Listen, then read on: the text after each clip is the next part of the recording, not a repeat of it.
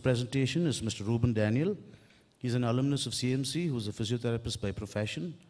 He has completed his MPT in ortho and he's a certified spine therapist, currently working as a program manager and faculty in rehabilitation, the Association of People with Disability, Bangalore. Can I call Mr. Reuban Daniel on stage, please?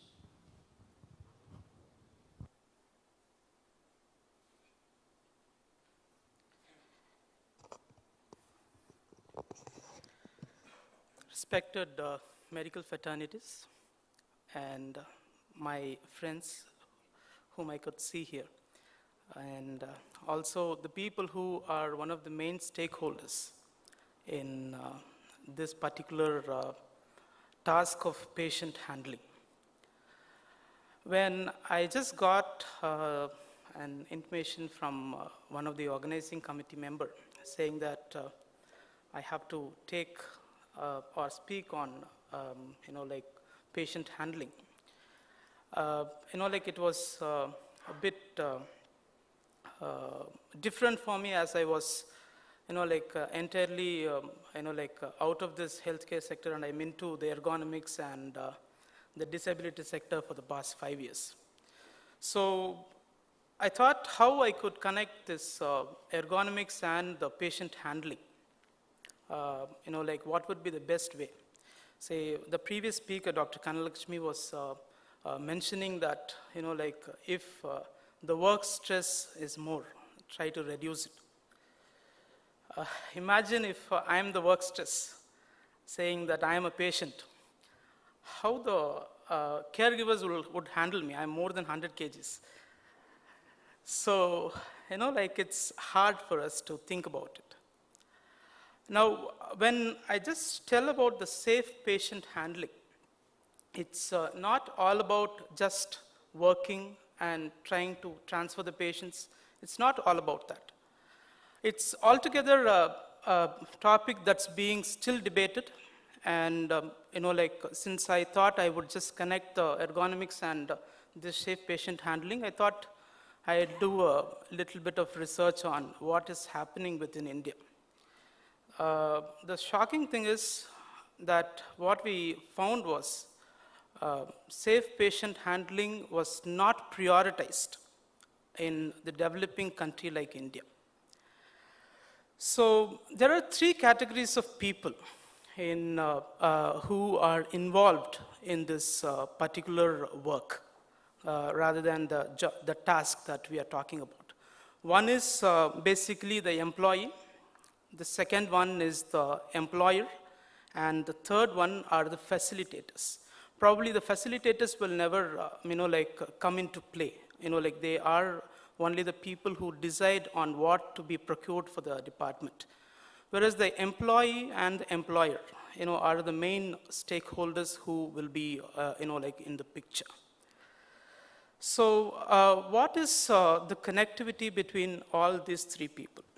Say, for instance, might be the facilitator who can create a better safe patient handling protocol in his department. Or he might have gone out, or he would have studied about many patient handling techniques, and he would have got into the protocols and he would have delivered it. But still, if the employee who's working there, if he's not taking that as a serious issue, the program is going to be a failure. So it's not always that, kind of complaining about the work environment, saying that I'm not having a better environment to work, or I'm not given adequate human resources to help me out, is not going to solve the issues all the time. So that leads to what Dr. Judy was talking about, the musculoskeletal disorders. So I would like to also say that at some point of time, we in our organization try to create the people who are actually the main stakeholders. Where I say them as main stakeholders, they are the people who are developed as caregivers for the people who are severely injured, or the people who cannot walk at all. They have to be bedridden. The geriatric patients, the spinal cord injured, or the head injured patients.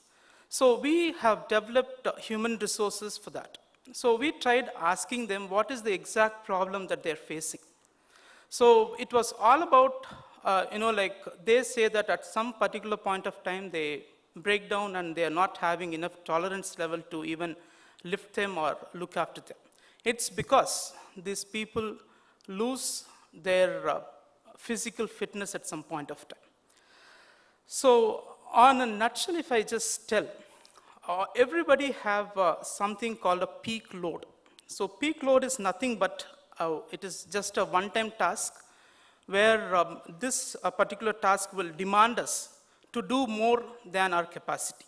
Say I will not be able to lift more than, like 50 kgs along with another person. But asking me to lift more than 100 kgs would not be the right way. So what is the way out for that? So then we thought, like the ergonomics can play a bit of role. So what is all about ergonomics? It's not only, like how we are going to, if you just ask even a common person who is working with the patients in the wards, especially the 3rd grade or the 4th grade worker, you just ask him how to lift the patient, he'll clearly say that, like I should go till his bed and then I have to lift. So that common sense is there. But what else will, like make them clear in making things more easily is all about this. The ergonomics of lifting the patients have two components. One is called the patient lift. The other one is called the patient transfer. So the patient lifts can be done when the patient is having at least the capacity to bear his weight on one leg, and if he's cognitively okay to understand the commands that we give. Whereas the patient transfer is the technique where we have to involve ourselves. It is then the caregiver's kind of work will be more involved in that particular task, where he will be involving and he'll be asking the help from his colleagues to come and help him.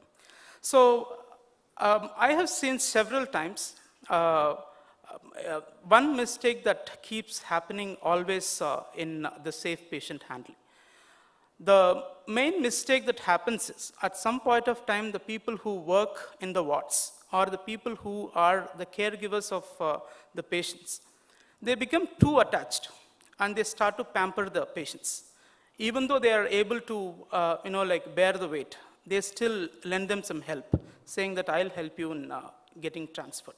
So that should not be the way. As the healthcare workers, we should be more strict and more stern with the patients, saying that like these are the works that you are supposed to do. You are capable of doing a single leg stance, so you have to transfer yourself from the bed, whereas I'll be giving you a lending hand at some point of time if you're needing it. So these two things are very much important. And how to make the decision. So the decision is all about, like this, you're going to see if he's having the capacity of doing it, and also you're going to see if the patient is good enough to understand you.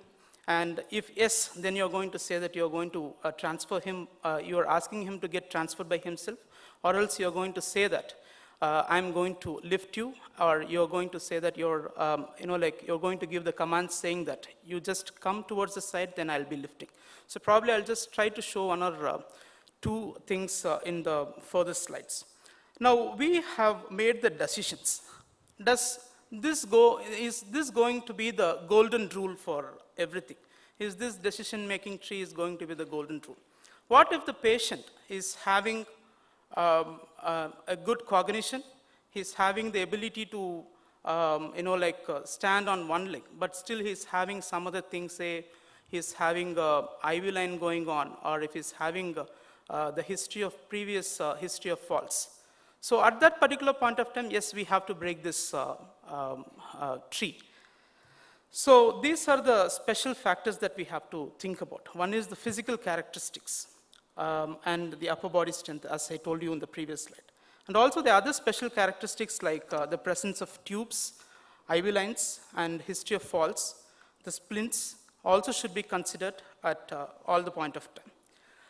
Now, it's going to be interesting what we are going to do after deciding that this patient is kind of okay to be transferred. Am I going to do a manual handling, or am I going to do a mechanical handling? So to be very specific, there is nothing there. As I told, everybody will be getting a manual handling. I would just try to ask you one specific question. Can anyone say that, are we completely, 100% in the hospitals use only the manual handlings? Because it's very hard to do that. At some point of the time, or when we are interacting with the patients, or when we are handling the patients, there is some point where we use some gadgets. So whether it might be a wheelchair, or whether it might be a stretcher, or it can be a slide board that we are using. At some point of time, we use all these things, which means that we need some gadget to look after this. So in growing healthcare sectors like India, there's nothing there to complain saying that, I'm not being given any gadgets, or I'm not being given any, sophisticated thing to help myself to prevent all these musculoskeletal disorders. So it all depends upon, making these things. Like at least at the institutional levels, we should have some policies and systemized operating procedures to say what the employee should be doing. And on consensus, it has to be discussed even with the employees when such SOPs are being made. So there is something called push. So this is a principle which says that we are going to give the protection using the safe patient handling system. So this push principle should be always prioritized. When we are going to think about what is going to be good for the employee, it should have some protection which will prevent the employees from all such things. So regular auditings when we are implementing such programs is very much important, because otherwise we will not know what is the outcome, or what has got missed out in that, or really if this program is going on in the right direction. So when I just talk about the manual handling, so can the gadgets make any trick in it? So as I told you, in olden days, we were very fortunate because we are not having Google, we were not having internet. So, we were able to influence our higher authorities very easily, saying that if there is a wheelchair, I can prevent my back pain. If there is a stretcher, I can carry the patient very easily. So, they imagined and they just got it for us. But now we need evidence to prove that. So, when we talk about any gadget handling, it's not going to be one specific gadget that is going to solve all the problems. So, what is the important thing in using the gadget? So, I'll just try to show you a few things which are actually in use, especially in India. And later we will just move on to the mechanical handlings as such. So when we are using the manual handling, we should always have the component of proper ergonomics, because if there is no proper ergonomics, we are definitely going to abuse our own body. The second one is we are going to couple the gadgets that we have within our system in a proper way, and we are going to use the protection using the safe handling system in a proper way.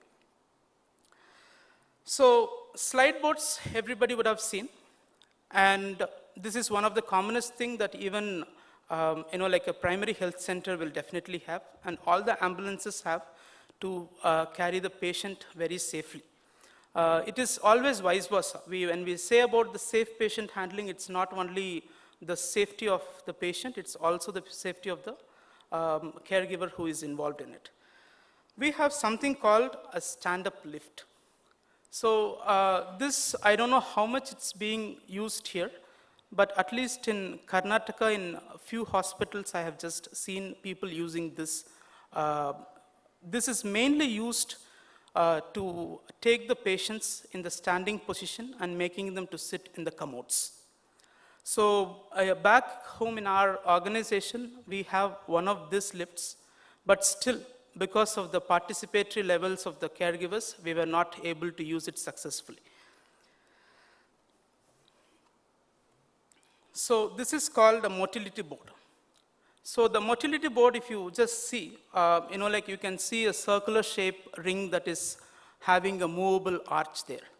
So this is basically where the patient will not be able to shift himself from the bed to the wheelchair. Can sit over this movable pivot there, and the caregiver can just slide him to the board, right? So this is one of the basic things that can be used if it can be made ready within our organizations with the resources that we have. Because most of the hospitals have a proper, P&O unit where they can just help you in getting this done. So this one is called pivot board. So I'll just tell you how to use this in the further slides. You can see in this picture, there are two layers of boards, two layers in this board. One is white color, which is an immovable one, and the black one, which is movable. Right, the white one has a small projection, which can be placed over the floor, and the caregiver can hold it with his leg, right? So I'll just explain you in the next slide how to use this. So the next gadget is a pull sling, we call it as. Now, just imagine a patient is sitting here who is over 60, 65 kgs. I want to make him to sit from the chair to a wheelchair or a commode in his bathroom. So what am I going to do? The first thing that I would do is, this is basically, I'm just trying to explain how we can couple the gadgets that we have. So I'm going to keep this sling in his back, all right? So this will help me to lift him without bending my back. So my back is, safe. What am I going to do next? So before even starting this procedure, I will keep that pivot board, which I showed you in the previous slide, under his legs, right? I will be holding that white color projection in my leg, and I will just pull this patient, and then I'll just slide him so that the pivoting black color unit, which is there over that board, will rotate, and he can be made to sit in the wheelchair. So this is still a manual handling. I'm not telling any great technique where a sophisticated unit of transferring is being used in this. It's just a small gadget that still, these things can be used with the hospitals, which is big enough to get all these things done.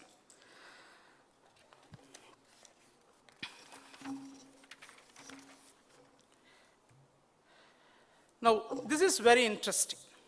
What are the factors, though we have all these gadgets, what are the other factors in, handling the patients more safely and which will contribute more for this sector? The first one is management's commitments. Since I am an alumni of the same college, at some point of time, I've always felt that, in most of the things, the management is, employee friendly. So this is not the same state in other places. I have seen many hospitals where there will not be even having,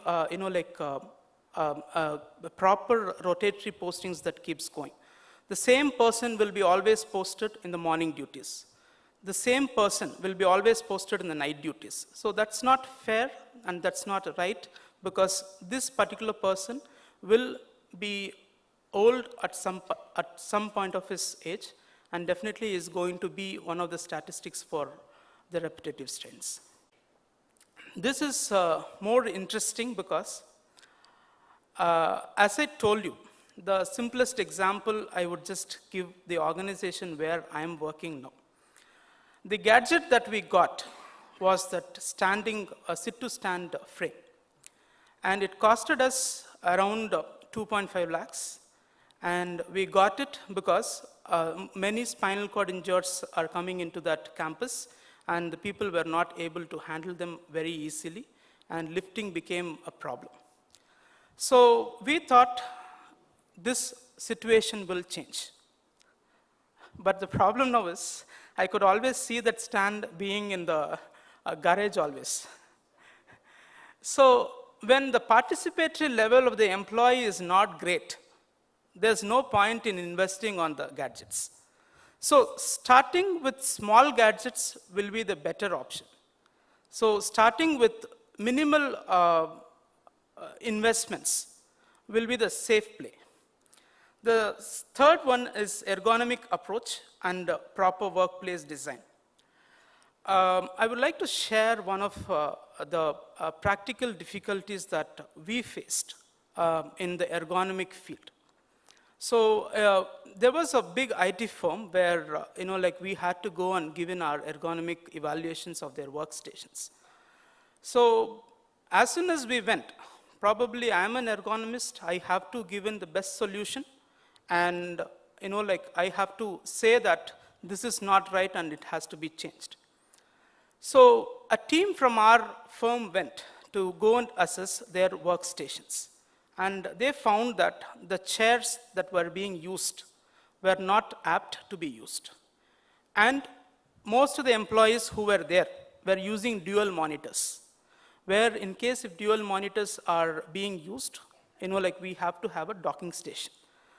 So in our report, we wrote that most of the employees are using dual monitors, so they have to be given a docking station, and the chairs that are being used have to be changed. Now, the hard part was they didn't call us for the next evaluation. The reason is they have to spend more on changing the things. So ergonomics does not work when your inputs are going to cost too much. So there is a person called Dr. Kogi. He was leading the International Labor Organization. So he said, when you're going to an evaluation, never say the employer that this is wrong. Always make sure that you write all the things which is good. At the end of the time, you can just point one thing saying that this can be changed so that it will give more, better results. So, ergonomics is one key point where we can also try that to implement in most of the healthcare sectors. Because I felt very interesting when I was just researching for this particular presentation. The, point was that we could not find that actually the ergonomics is not being used in a proper way. Whereas in the developed countries, most of the hospitals have proper ergonomics that are being used. So the system of investigating incidents, as we were telling, even in the mornings it was discussed, none of the employees come to us unless they achieve the peak load. None of the employees will come and say that, I'm having some problem unless and until he's, getting some pain. So these things should change. We have to say them to come and, intimate immediately if they're facing some problem of pains and aches. So the last one is sufficient human resource. As I told you, having proper rotations. We have a system saying that the students who finish with us will be the caregivers for the initial 5 years. So they have to stay with the patients always. So after 5 years, they'll be rotated to some other program so that they'll not be handling any more the patients. So this will one way make them to feel that they have been promoted. The other one is we are preventing their further damage that's going to get happened. So rotating the people is more important in this. So the next one is, what we are going to do in sensitizing the workforce to understand that these things should be used properly.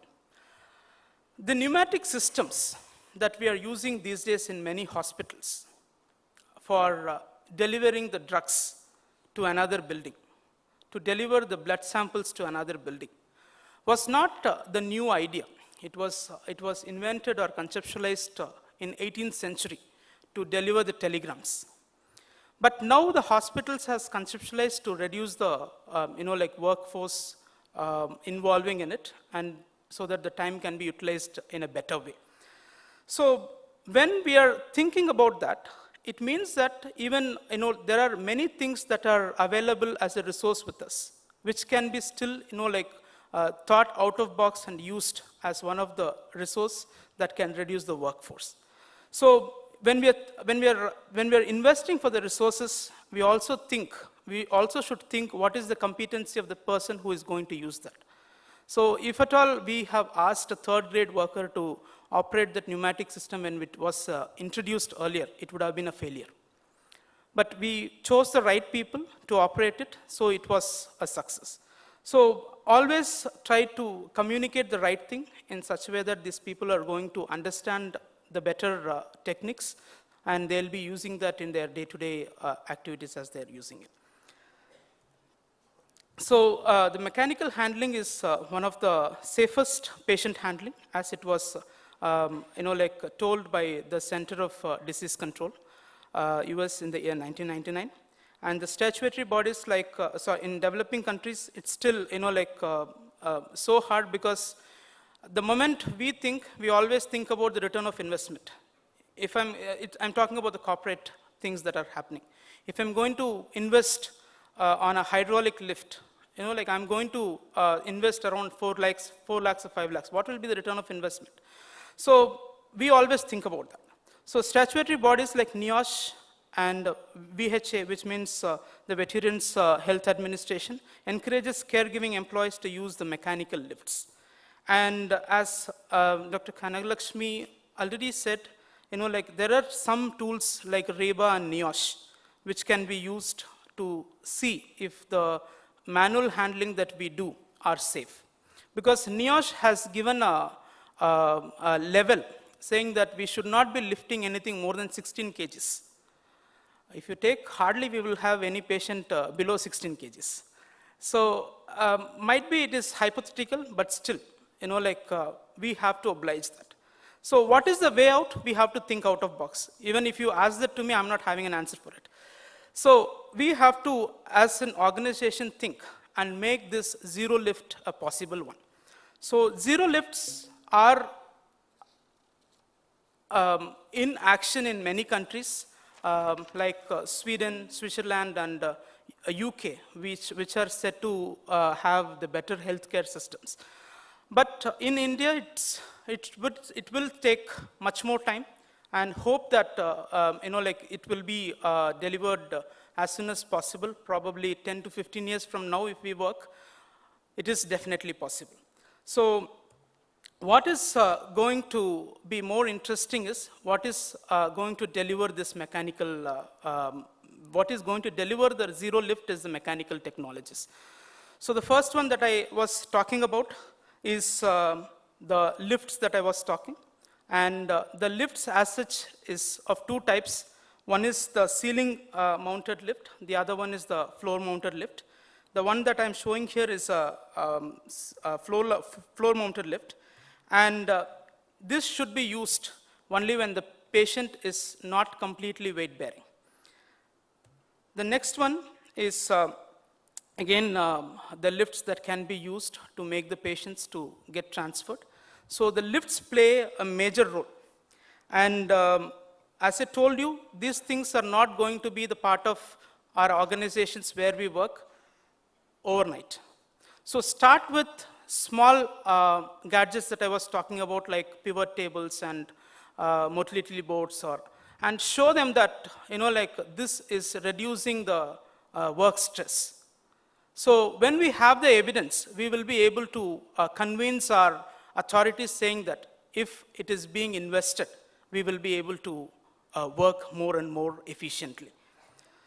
So there are some myths as we are talking about the manual handling and the mechanical handling. The myths are that training the workers to use proper body mechanics avoids the injuries, but actually it is not. Though you are training them, the employee should have the commitment, should use that, and the implication should have some like level of getting back the feedback from the employees. It takes less time to move the patients manually, but actually it is not, because to lift, you have to call at least 3-4 other of your colleagues. It is going to take time. You might be promptly standing there, right? So, it is not actually less time consuming. So lifting equipments are not affordable to get and are not cost effective, because several studies have showed that affordable like gadgets like what I was talking about has reduced the costs and increased the work efficiencies. Employees will not use the equipments if invested for lifting. That is still there in my mind, but they're saying that it is a myth.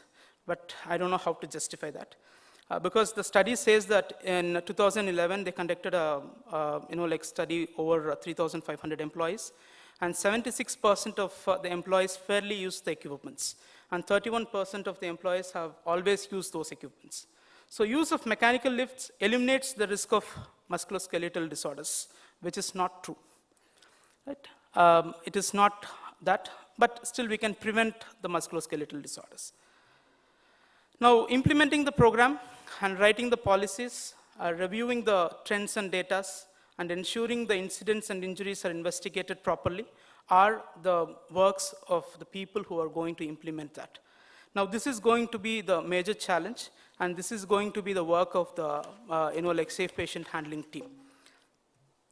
And the members are nursing administrator, nursing staff, nursing service safety representative, risk manager, residents and patients, nurse educator, and therapy staff like OT-PT and speech therapy, and purchasing staff and the engineering staff. If you see, the key people would be the nursing administrator and the nursing staff, because they are the people who are going to see what is happening if we are giving something which will be used at their levels. So, what will be the goals of this particular team is going to reduce the incidence and reduce the severity of what is going to do and what is not going to do, and is it going to really reduce the severity of the musculoskeletal injuries, and is it going to reduce the cost as we are spending on their sick leaves and we are spending on their health benefits that we give, to create a plan and to create an algorithm for it.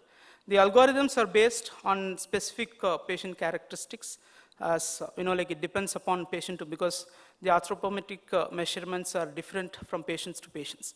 So the safest equipment will be selected, and the safest patient handling technique would be implemented, and number of staff would be decided by the nursing staff. So lifting guidelines of OSHA, and this Occupational Safety and Health Administration has given some guidelines. Lift loads that is very close to the body, always the lifting should have in that way, and never transfer when you are off the balance, and limit the number of lifts less than 20. Avoid heavy lifting while spine is rotated. Never lift alone. Always try to ask the help of your colleagues, because we are not Superman or superheroes, and that's going to hurt. You can see only that in the films, that's all. So always have the help of your friends or colleagues. Try using or educating using more mechanical assistance whenever possible, so that it will just get into their minds. Avoid repetitive actions and get guided by the effective body mechanics. So this is just a case discussion. Probably, we can just do it if we have the time. So how are we going to draw the SOP for safe patient handling? Basically, we have to find out the target population, and we have to, find which is the strain that causes more hurt to the patients, and we have to find out that right from the beginning. And we also have to take the data for more than 1 year. Like having the data for 3 months, 4 months is not going to help us in any ways. And rank the task, whatever the employees are doing, and make sure that you're grading the risk of that from 1 to 10. And when ranking, always consider how frequent the musculoskeletal stress are. And as soon as if all this are being done, we have to complete the task by like assigning each and every staff member to make sure that the particular task that we are having should have an end outcome. And also, like get it collectively from shift after the other, because one shift might have one problem, the other shift might have another problem. So the baseline data should have all these things. It should be addressed, the space issues, storage availability, patient population, staffing characteristics, and equipment inventories before taking into the consideration. We should always use good site visits before developing any such programs. So we have to formulate the recommendations in this way. Like we have to make sure we are finding out the hazard elimination, and also we have to find out what are the administrative controls. So changes in scheduling, as I told you, rotating the patients and minimizing the time, and rotating the persons, as I told earlier. Redistribution of the workload based on their acuity, and lifting teams should be formed. At least make sure that we have 3 developed teams in each sector, so that they'll just do the work for us. And procedures for repairing and maintaining, and allot storage space for making that equipment more accessible. Thank you, Mr. Reuban, for this the physiotherapists and occupational therapists here, Mr. Sampson and Mr. Peter, to have a live demonstration of manual transfer and training techniques. Before we go to the last presentation, I think one of the golden rules of ergonomics is that we practice what we preach. And I'm sure Dr. Kanagalakshmi will get upset if we all don't stand up, take a deep breath, and sit down. So can I request all of us to stand up, please? Make a difference, evidence, and experience. Mr. Lenny is Masters in Physiotherapy. He's an alumnus of CMC and working currently in CMC. Over to Mr. Lenny Vasantan.